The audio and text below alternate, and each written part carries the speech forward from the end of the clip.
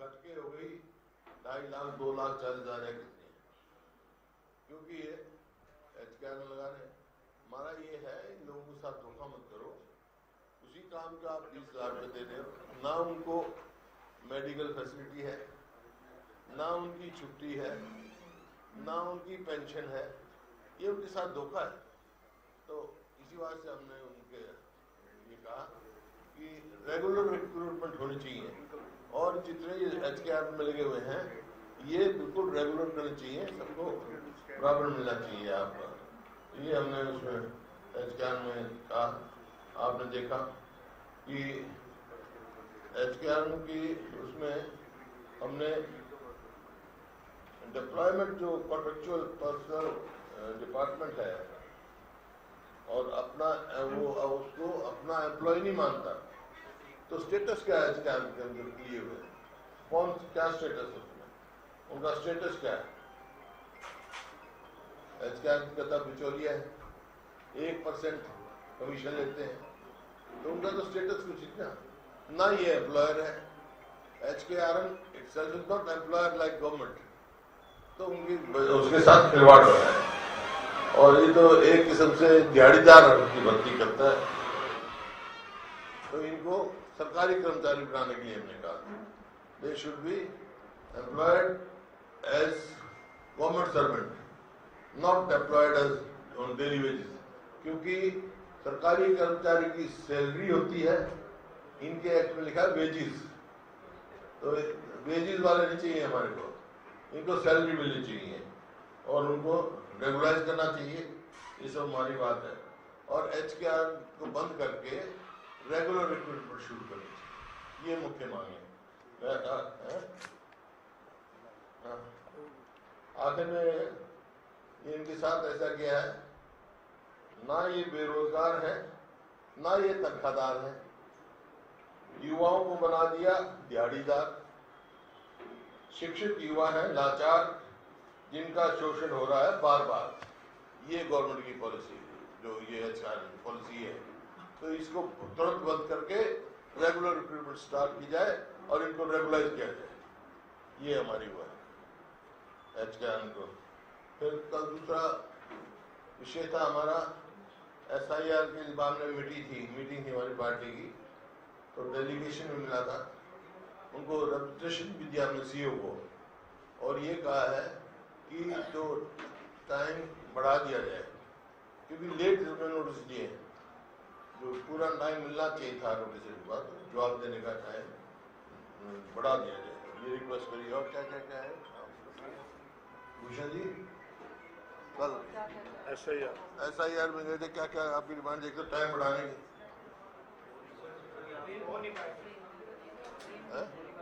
कल इधर आ जा, खड़े होकर बोल दे, खड़े होकर यहाँ खड़े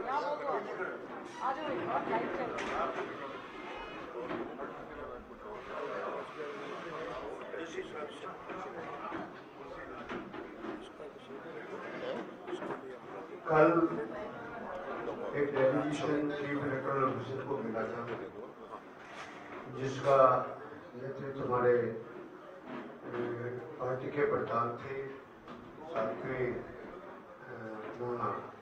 अरोड़ा साहब थे, मेहता आफ्ताबी थे, चंद्र प्रकाश जी थे, और उसमें मेनली जो अनमैप्ड वोट है, आप मतलब समझते होंगे रोजगार ऐसा की बात है, उनको नोटिस प्रॉपर इशू नहीं हो रहे हैं और उसके बारे में हमने कहा था कि हमें इंफॉर्मेशन दी जाए कि जो 33 लाख नोटिस इशू होने हैं वो सारे के सारे में बताएं कि कितने नोटिस किसको इशू आखिरी दिनों में आप इशू करेंगे तो फिर वही बंगाल वाली बात हो जाएगी, वोट कट जाएंगे, ये कुछ है रिसीव भी कम हुए हैं। हाँ, हमें है कि भाई वो आप अपने पोर्टल पे करके हमें बताओ इस बात की। सेकेंडली ये कि जो अनमैप्ड वोट है उनको जो नोटिस मिलना था वो उन्होंने 11 तारीख को से नोटिस किया है, वो नोटिस 1 तारीख से रहे, इसलिए हमने कहा था कि इसका टाइम एक्सटेंड किया जाना चाहिए। और सेकेंडरी बात थी कि कुछ नए वोट जो बन रहे हैं उनकी म्याद सिर्फ जो फॉर्म 6 है जिसमें नए वोट बनते हैं। फॉर्म 7 है जिसके अंदर ऑब्जेक्शन दायर किए जाते हैं। फॉर्म 8 है जिसके अंदर वोटों की शिफ्टिंग होती है, that is with in booth, with in constituency, with in state और आउटसाइड स्टेट। तो हमने कहा था कि जो जो फॉर्म आते हैं वो आपके पोर्टल पे करके हमारे BLO को, BLA जो है 1 है, उनको इनकी इंफॉर्मेशन देनी चाहिए। और आखिर में हमने ये रिक्वेस्ट की थी कि आप क्योंकि 11 दिन आगे भी लेट प्रोसेस चला रहे हैं, इसलिए 1 महीने का टाइम इसको बढ़ा दें। उन्होंने आश्वासन दिया कि मैं चीफ इलेक्शन अपना कमीशन से बात करूंगा कि क्योंकि लेट फॉर्म वगैरह सबमिट हुए हैं उसके लिए रिप्रेजेंटेटिव से आपको इतना दे दूंगा। और वो कह रहे थे कि लाइकलीहुड है कि इसका टाइम बढ़ जाएगा, पर वो कोई अथॉरिटी फाइनल है नहीं इसके बारे में करने वाले। धन्यवाद। Thank you. जहाँ तक HCR का सवाल है मिलता है आपको, उसके लिए हमने गवर्नर साहब से टाइम मांगा था। रेपुटेशन देंगे, उनको मेमोरेंडम देंगे, लेकिन उनका आपका ऑपरेशन हुआ है। वेनेवर विल गेट टाइम हम गवर्नर साहब को देंगे और पूरी तरह उनकी साथ देंगे। SIR का मामला इन्होंने बता दिया। यहाँ पर आप देखो क्या हो रहा है हरियाणा में टीचर्स की। PG मेरे पास सारी डिटेल है, PGT TGT, लेकिन वैसे मोटा मोटा बता रहा हूँ। 1,16,332 शैक्षणिक पोस्ट है और 24,777 वेकेंट है। कम होगी वेकेंट, 5-6 हजार लगाए, 6 हजार के लिए बनाए हैं HKR में, तो 18,000 और 540 अब भी खाली है। बावजूद 6 हजार लगा दिए इन्होंने HKR में। ये शिक्षा का तो बिल्कुल पट्टा दार कर दिया। आज जाओ स्कूलों में टीचर नहीं मिलते, कई सैकड़ों पे एक टीचर है। ये प्रसिद्ध है। हाँ, बंद हो गए बहुत स्कूल, तो प्राइमरी स्कूल तो बंद कर दिए। और इसका आपने देखा इसी तरह जो पानी का भराव हुआ, बारिश हुई शहरों में, खासतौर पे बड़ा भारी नुकसान हुआ है। उसकी कोई सर्वे नहीं किया, कोई उसको मतलब कंपनसेशन नहीं, ना कोई। नुकसान होने का सबसे बड़ा कारण ये भी पहले सीवेज वगैरह साफ ही नहीं करे, सब चौक पड़ा है। और उधर से जो सफाई कर्मचारी भी हड़ताल कर दी। सफाई कर्मचारी हमने हमारे समय में एक क्रम से 11,000 तो लगाए थे गाँव में, 14,000 लगाए थे शहरों में। उनको रेगुलाइज नहीं किया अब तक। तो एक तो उनकी बात सुननी चाहिए, उनसे बातचीत करके समाधान निकालना चाहिए। और सफाई कर्मचारियों से भी मेरी अपील है, जैसे जगह जगह ऐसे ढेर बने हुए घर का वो ना करें, हम उनके साथ हैं, उनकी मांग के साथ करें, लोगों को परेशानी नहीं होनी चाहिए। और आपका मतलब गरीब को और गरीब, मतलब सबसे पहले तो ये कहा जैसे हुड्डा बनाता था, अब ये शहरी परिकरण हुआ है, प्राधिकरण बना रहा। उसमें पहले ये था कि प्लॉट लॉटरी निकलती थी, तो मध्यवर्गीय लोग, गरीब आदमी प्लॉट विद देयर रिच थी। अब वो खत्म कर दिया, ऑक्शन करते हैं। ऑक्शन भी पार्ट में करते हैं, 7 प्लॉट कर दिए ऑक्शन, सिर्फ 7 कर दिए, तो कौन लेता है? रिच या प्रॉपर्टी डीलर लेते हैं। आम आदमी की पहुंच से बाहर हो गया, मिडिल क्लास की पहुंच से भी प्लॉट लेना बाहर हो गया। तो वो अब प्रॉपर्टी टैक्स का लिया है कि आप जो है कलेक्टर रेट पे प्रॉपर्टी टैक्स लगा। पिछले 2 साल में इन्होंने बढ़ा लिया 30%। तो फिर उसके ऊपर भी कलेक्टर रेट तो फिर हर साल बढ़ता है। इसका मतलब हर साल उसके ऊपर बोझ पड़ता रहेगा, चाहे वो मकान है, चाहे मध्यवर्गीय लोग हैं, वो तो टैक्स के नीचे दब जाएंगे। ये गलत है। इनको जो 2013 की पॉलिसी थी वही फॉलो करनी चाहिए प्रॉपर्टी टैक्स की, जिस तरह से वो करते हैं प्रॉपर्टी टैक्स का।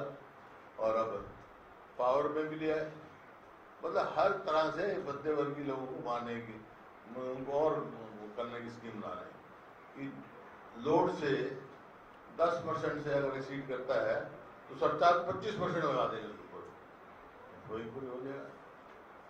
ये भी गलत है उनकी पॉलिसी। मतलब सिर्फ मध्यवर्गीय लोग, गरीब आदमी के लोगों पर बोझ डालने का इनका ये बन रहा है। ये आपके सामने है। मोटी मोटी तो बातें और तो बहुत बातें हैं। अब आप सवाल पूछे उसका जवाब देंगे।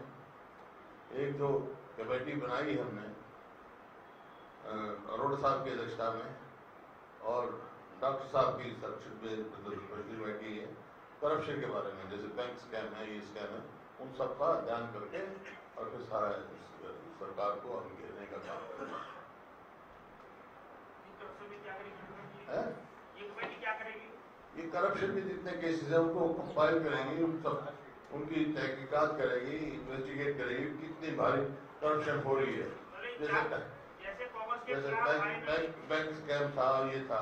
कांग्रेस के खिलाफ आइडेंटिटी चार्जशीट तैयार की थी, जैसे एक बार कांग्रेस ने चार्जशीट तैयार की थी आइडेंटिटी सरकार के खिलाफ, ऐसे क्या कांग्रेस के ये नेता, ये जो कमेटी है वो चार्जशीट तैयार करेगी? वो तो पार्टी करेगी। अब ये तो डिटेल्स लाएगी, उसकी डिटेल्स तैयार करेंगे। और एक जो जनगणना हो रही है, पहले तो उन्होंने कहा था हम उस पर जाति जनगणना करेंगे, अब बैकवर्ड क्लास तो है ही, ओबीसी का कॉलम नहीं है, ओबीसी का कॉलम ही नहीं है। ये नोटिस इसका मतलब जो ओरिजिनल इनका था, जो पार्लियामेंट में इन्होंने कहा था जब कराएंगे, उससे ये सरकार आ गई है। ये पिछड़े वर्ग के लिए साथ एक धोखा है। ये स्कैम जो है 2014 से जाति का जो जाएंगे जाति है, जैसे ओबीसी में 84 जातियां शामिल है, तो जातियों के नाम है तो ओबीसी नहीं से पता लगेगा। कॉलम तो तीन जैसे शेड्यूल कास्ट, शेड्यूल ट्राइब के बना रखे हैं कॉलम। जो SC ST का है वो तो ये बना दिया। चंद्र प्रकाश जी को वो जो कॉलम बनते हैं ना, SC ST के कॉलम बना रखा है। ये जो अभी ओबीसी का नोटिफिकेशन है, अभी रिसेंट नोटिफिकेशन है, इसमें कोई जाति का कॉलम नहीं है। 10 नंबर पे सिर्फ लिखा है अनुसूचित जाति ऑब्लिक अनुसूचित जनजाति ऑब्लिक जाति। तो उसी कैटेगरी की जाति क्या इसमें आया है, और कोई ओबीसी जातीय जनगणना का या और कोई जाति का कोई इसमें कॉलम नहीं है। जनजाति के बाद जाति है, हाँ नहीं, ये अनुसूचित जनजाति का कॉलम है, तो कोई जाति कोई जाति नहीं लिखी ना कहीं कोई कॉलम नहीं। आप ही तो बता रहे हो हाँ, SC ST कैटेगरी की जाति, वो लिख रखा है। SC ST कैटेगरी, हाँ वो जाति, जैसे वाल्मीकि है, धानक है, रसिया है, उस तरह से। ये इसमें लेकुना कर दिया गया, कुछ अपने जो इनको वायदा किया था उससे पीछे हट गए। असेंबली में क्या स्ट्रेटेजी? अब ये देखो, ये अपॉइंटमेंट करते हैं SCR में, क्या लिखते हैं? This is to certify that as per records of Haryana Kaushal Rozgar Nigam limited Shri Satya सच इतना is contractually deployed for job activity, job देते हैं और डेटा एंट्री ऑपरेटर से under as per the deployment of contractual person policy. तो स्टेटस क्या है इनका? वही मैंने सबसे पहले पूछा था। इनका तो कुछ है ही नहीं, इनके भविष्य के साथ खिलवाड़ है। ये बात है मेरा लड़का जी। को मुख्यमंत्री बोलते हैं 15 अगस्त 2024 को हमने अध्यादेश जारी कर दिया। उसके बाद बिल लेके आए थे, आप ही थे शामिल में, बिल भी पास हुआ था जो कानून बनने पड़ रहा है। मुख्यमंत्री कहते हैं मैंने 1,20,000 जो कच्चे कर्मचारी हैं उनको जॉब सिक्योरिटी दी, ये मेरी गारंटी है। जॉब सिक्योरिटी दूसरी चीज है। जॉब सिक्योरिटी में क्या वही है, जॉब सिक्योरिटी 20,000 जारी कर दे दो। जो मैंने कहा कॉन्स्टिट्यूशन में नहीं है ना, जो एक काम के लिए एक टीचर को तनख्वाह तो मिलेगी 60,000, नहीं 15,000, अरे STO तक की पोस्ट की तो जॉब सिक्योरिटी क्या है? वो तो मतलब इनके जो पढ़े लिखे हमारे बच्चे हैं उनके साथ खिलवाड़ है, उनके मजाक किया जा रहा है। कौन पड़ेगा? दिहाड़ीदार बना रहे हैं, वही तो मैं कह रहा हूँ। नहीं आप ये सिर्फ लोगों का बेवकूफ बनाने की जॉब सिक्योरिटी कोई नहीं मतलब है। और जॉब सिक्योरिटी का इनका ये इसमें लिखा हुआ है, जो टर्म कंडीशन लिखते हैं ये, उसमें लिखा है, आप जस्टिफाइड क्या लिखा है? एक The lakh services of deployed manpower in the intending entity shall be for a period of not exceeding 1 year from the date of joining. इसका मतलब 1 साल होती है, जबरदस्ती निकाल दो इसको। अभी कल मेरे को मिले सेक्रेटरीट के क्लर्क 22 से 21 दिन हमने जो 3-3 साल से लगे हुए हैं और उनको निकाल रहे हैं। जॉब सिक्योरिटी कहाँ गई? Very job security. अच्छा अब तो ये अभी चीफ सेक्रेटरी का ऑर्डर है मेरे पास है, दिखाऊं? सिंचाई विभाग के हटा दिए। जॉब सिक्योरिटी कहाँ गई? 15 अगस्त वाली बिल वाला कहाँ गया? जॉब सिक्योरिटी 19 में लगे तो वो निकाल रहे हैं, तो कहाँ मेरी तो जॉब सिक्योरिटी? तो ये सिर्फ उनको धोखा देने की बात है। और इसी वास्ते हमने इसको कहा इसको बंद करो, ये पहले वाले जितने लगे उनको रेगुलाइज करो और आगे रेगुलर रिक्रूटमेंट करो। हुड्डा साहब ये आपने बयान सुना होगा सर, हमें छोटा लगा, वो ये बोलते कई बार उन्होंने बयान दिया है सर कि हुड्डा साहब जो है वो अमित शाह से सेटिंग कर लेते हैं, चुनाव से पहले मामले दर्ज होते हैं। आपका आरोप लगाया है सर, हमें छोटा लगा, एक बयान सुना होगा आपने कि हुड्डा साहब सेटिंग कर लेते हैं भाजपा से चुनाव से पहले और वो अमित शाह के साथ उनकी सेटिंग हो जाती है। सर उस बयान पर आपकी क्या रिएक्शन है? हमें छोटा लगा। देखिए वो बयान मैंने पढ़ लिया है, अपने वकीलों से कह दिया है, क्रिमिनल केस भी चला हुआ है, सिविल केस भी चलाएंगे। झूठा बिल्कुल ना, मैं अभी चुनाव मिला ना पारसनाथ का मैं पार्टनर हूँ, ये बात उन्हें कही। अब कोर्ट सिविल कोर्ट में भी घसीटूंगा, क्रिमिनल कोर्ट में।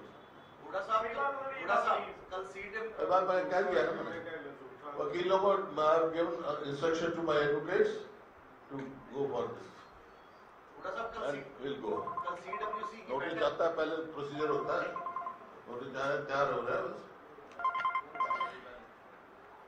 सीडब्ल्यूसी की बैठक में एक फैसला किया गया था कि वंदे मातरम के सिर्फ 2 ही पैरा जो है कांग्रेस गाएगा। अब गृह मंत्री अमित शाह का बयान आया, उन्होंने पूरी कांग्रेस को देश विरोधी बता दिया। उन्होंने कहा कि 1937 में जो कॉन्स्टिट्यूशन उन्होंने किया था अमेंडमेंट, उसके हिसाब से पहले देश बांटा और अब इस हिसाब से जो है वंदे मातरम को ना गाकर देश विरोधी कांग्रेस। 70 साल के बाद वंदे मातरम सदा गाते रहे। 2 स्टैंजा की बात है, वो रविंद्रनाथ टैगोर वर्किंग कमेटी और संविधान सभा ने जो किया है ना राष्ट्रगीत, वो है, वो सब मानते हैं हम। एक राष्ट्रगान है जनगण, और ये राष्ट्रगीत है। राष्ट्रगीत जो संविधान सभा ने बनाया उस टाइम, संविधान बना उस टाइम अडॉप्ट किया था। देशभक्ति का सर्टिफिकेट अब इनसे लेना पड़ेगा। अब ये देशभक्ति का सर्टिफिकेट देंगे जिन्होंने जेल काट दी सारी सर्टिफिकेट देंगे। एक वो विवाद खड़ा हो गया था सर, वो वंदे मातरम को लेकर ही सोनिया गांधी रोक रही थी, हालांकि उन्होंने सफाई की थी। अरे सर्टिफिकेट इनसे लेने की वो तो विवाद में जयराम रमेश का बयान भी आ गया था। वो जो बात इन्होंने कही वो तो ये कहा था खड़गे जी के लिए उससे ले आओ। आपने पिछले दिनों बयान दिया था कि हरियाणा को एक पार्ट टाइम मुख्यमंत्री नहीं चाहिए, परमानेंट मुख्यमंत्री चाहिए। मैंने ये सवाल पूछा था मुख्यमंत्री जी के, हरियाणा के विपक्ष के नेता ने ये बात की है कि हमारे पास पार्ट टाइम मुख्यमंत्री नहीं चाहिए, तो उन्होंने कहा उनके पास ही कुछ नहीं, कांग्रेस के पास कुछ नहीं है। कहते कहने को कौन मुख्यमंत्री ने इस बात का जवाब दिया जब नेता विपक्ष का मैंने बताया कि उन्होंने कहा कि हमें पार्ट टाइम मुख्यमंत्री नहीं चाहिए हरियाणा को, तो उन्होंने कहा कांग्रेस पर है ही कुछ नहीं, सारा दिन झूठ ठीक है। एक बात, तुम सब हरियाणा के हितैषी हो, हरियाणा के पत्रकार हो, तुम्हारे को तुम मानते फुल टाइम मुख्यमंत्री हमारे कितने दिन पंजाब में रहते हैं? अब हिमाचल में चले जाएंगे, जब रात को सोएंगे सुबह पगड़ी लगाए पंजाब चले, वहां के देखो सरदार क्या क्या दे रहे हैं। भाई पगड़ी यहाँ के लिए है क्या? ये बातें सब लोग समझते हैं। आप खुद बताओ, मैं तो इस वास्ते कह रहा हूँ कि हम कहाँ से कहाँ पहुँच गए, क्या कानून व्यवस्था हमारी, क्या आर्थिक स्थिति है, क्या फिजिकल हेल्थ हमारी स्टेट की है। आज 18 स्टेट में से 14वें नंबर पे हम, किसानों पे कर्जा 4थे नंबर पे हम। कहीं देखो तो सही, अनएम्प्लॉयड पे नंबर 1 पे हम अनएम्प्लॉयमेंट में। इस वास्ते मैं कह रहा हूँ हरियाणा नीड से फुल टाइम चीफ मिनिस्टर तो सिर्फ स्टेट की डेवलपमेंट और लोगों को एम्प्लॉयमेंट दे और स्टेट को आगे दे। अब अपना पायदान से कितना खिसक गया, अभी कहोगे तो सारी डिटेल में दे दूंगा आपको। अब देखो ना, जो होम मिनिस्ट्री की है ये सोशल प्रोग्रेसिव इंडेक्स, उसमें हरियाणा को सबसे ज्यादा असुरक्षित प्रदेश होता है पूरे देश में। इस प्रकार से बहुत सारे आंकड़े हैं, चाहे वो फिस्कल हेल्थ इंडेक्स है, या कुछ भी कहीं नहीं इन्वेस्टमेंट नहीं आ रही हमारे, इन्वेस्टमेंट यहाँ से चले गई, MSME बंद होकर चले गए यहाँ से, कितने चले गए, कर्जा कहाँ से कहाँ बढ़ गया। 66 में हरियाणा बना और 2014 तक कर्जा था कुल 70,000 करोड़, अब 5.5 लाख करोड़ हो गए। एक भी प्रोजेक्ट लेके आए तो बताए, एक ये बताए अमीन बड़ी यूनिवर्सिटी ले आए, 1 इंच रेलवे लाइन बनाई हो, 1 मेट्रो का पोल लगाया हो, कुछ भी बता दो।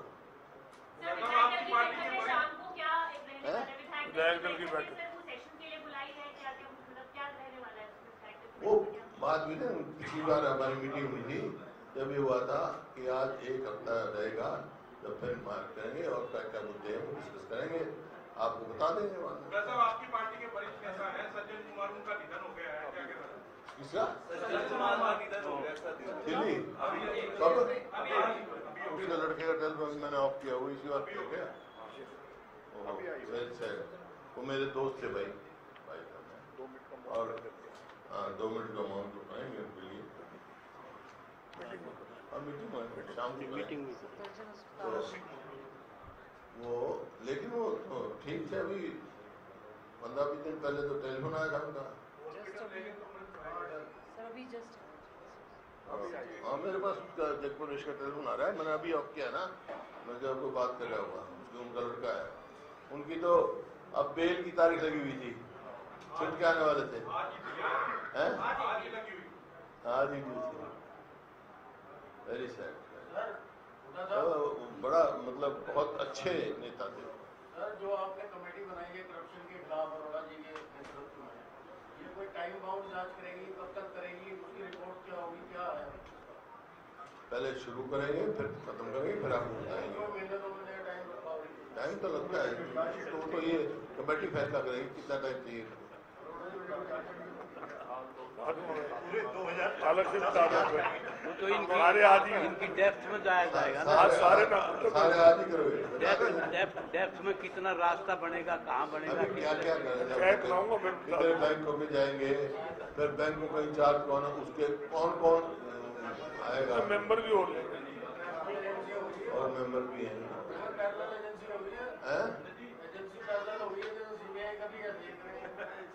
हाँ, करेंगे क्यों नहीं, ये सरकार मोस्ट करप्ट सरकार है।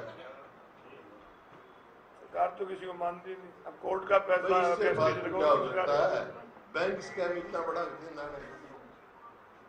आप किसी कॉर्पोरेशन का देख लो, वहाँ स्कैम के स्कैम जो आप आरोप लगाते हैं, मुख्यमंत्री अनुवाद करते हैं कि ये आरोप नेता विपक्ष की तरफ से या कांग्रेस नेताओं की तरफ से लगाया गया, तो मुख्यमंत्री कहते हैं कांग्रेस वालों के पास कोई काम ही नहीं है, खाली बैठे हैं। यही तो है, जवाब नहीं देना चाहते। यही तो है, उनके पास जवाब ही कोई नहीं है। जवाब उनका पेट है, सेट जवाब है। हमारे सवाल अलग अलग होते हैं, उनका सेट जवाब है नहीं, उनके पास काम ही नहीं। इनके टाइम में तो 12 साल से तो मोबाइल, 12 साल is not a small period. आप बताओ पर कैपिटा इनकम उस टाइम क्या थी, आज क्या है, आज देश में हम किस स्थान पे खड़े थे, आज कौन से स्थान पे खड़े हैं, बताएं। व्हाइट पेपर इश्यू करें, इतना कर्जा क्यों हो, ये करें, बताएं। फाइनेंशियल क्या है हमारी पोजीशन आज, एक बात है जो आप दें किसी का। सर, कल खेल मंत्री ने प्रेस कॉन्फ्रेंस की थी गौरवोत्तम में, उन्होंने कहा कि पदक पाओ पद लाओ यूनिटी, जिसमें मात्र 44 नौकरियां दी हैं, जबकि आपके नेता जो है ज्यादा नौकरियां। क्या बात करें, कितने सैकड़ों नौकरी, उनको क्या पता, 44, 22 तो एक टीम के किए हमने इकट्ठे, 750 से ऊपर नहीं है। अब वो तो कुछ कह जाओ, वो तो ये कह रहे हैं, अब भाई ये जो डिमांड रख रहे हैं, हमने अपनी CLP में भी रखा, दिल्ली में हमारे MQ ने रखा कि भाई को होस्ट होना चाहिए कॉमनवेल्थ का 2030 में, क्यों नहीं ये अपनी डिमांड रखते वहाँ, स्टेट क्यों नहीं, स्टेट गवर्नमेंट क्यों नहीं अपना क्लेम रखती है वहाँ पे। जबकि हमारे खिलाड़ी चाहे जो ओलंपिक हुआ था 6 में से 4 लेके आए थे, 2010 में कॉमनवेल्थ हुआ था 38 में से 22 गोल्ड मेडल लेके आए थे। तो अब भी सबसे ज़्यादा लेके आए, तो क्यों नहीं अपना क्लेम रखते? वो रखें अलग अलग जगह, बॉक्सिंग की भिवानी में करें, जहाँ का जो खिलाड़ी है, या जेवलिन का पानीपत में करें, जहाँ कितने बार गोल्ड मेडल लिया है हमारा खिलाड़ी, क्यों नहीं उनको सम्मान के लिए करते? सर ये सवाल उनसे किया था, मंत्री से पूछा था, उन्होंने कहा कि ये मैटर नहीं करता किस राज्य में हो रहे हैं, कह रहे भारत के साथ है, भारत में हो रहे हैं और ये बहुत अच्छी बात है। तो मैं क्या कह रहा हूँ, ये हरियाणा तो भारत में होगा, भारत के खिलाड़ी हैं, हम तो पोस्ट कह रहे हैं। उनको मांगने में क्या दिक्कत? हरियाणा को भारत से बाहर मानते हैं क्या वो?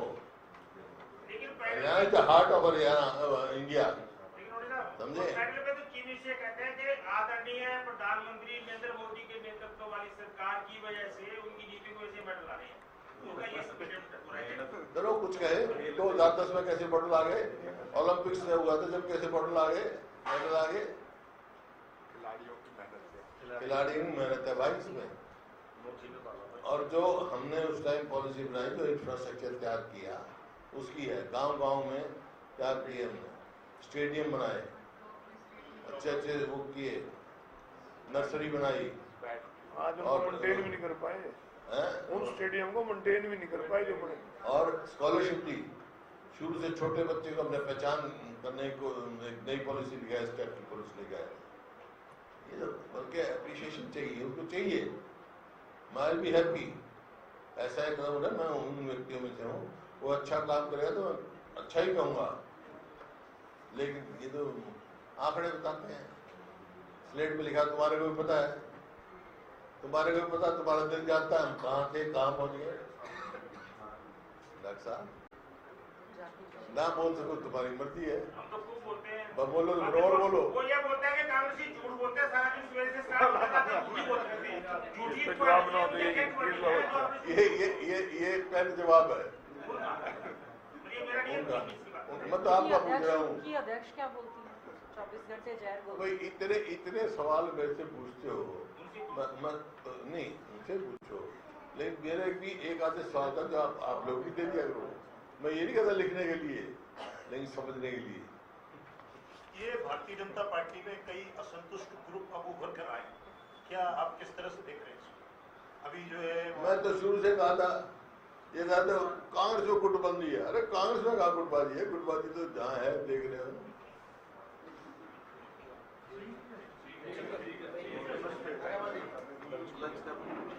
अच्छा सभी साथियों से है, लंच करके जाना। अमृतसरी कुलचे छोले बनाए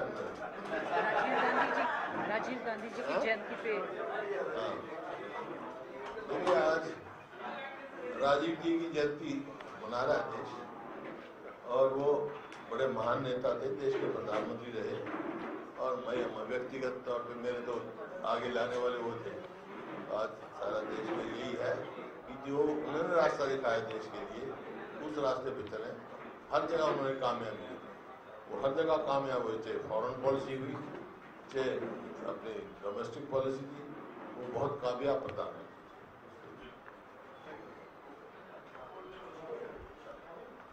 लगवा भाई खाना? हाँ जी लगवा दिए। लग गया?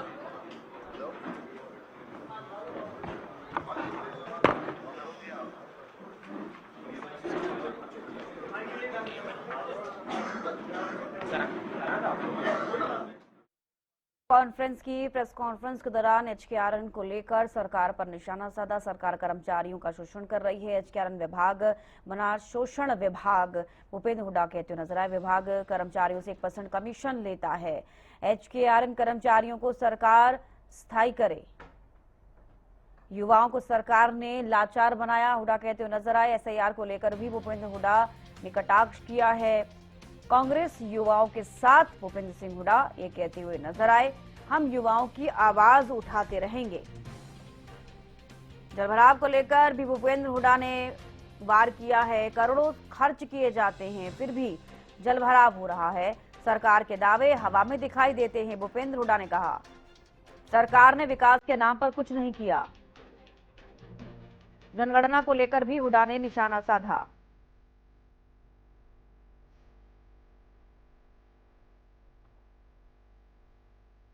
तो बीजेपी सरकार ने शिक्षा व्यवस्था खराब कर दी है। सफाई कर्मचारियों को अब तक पक्का नहीं किया गया। चुनाव से पहले सरकार ने पक्का करने का वादा किया था। भूपेंद्र सिंह हुड्डा ये कहते हुए नजर आए।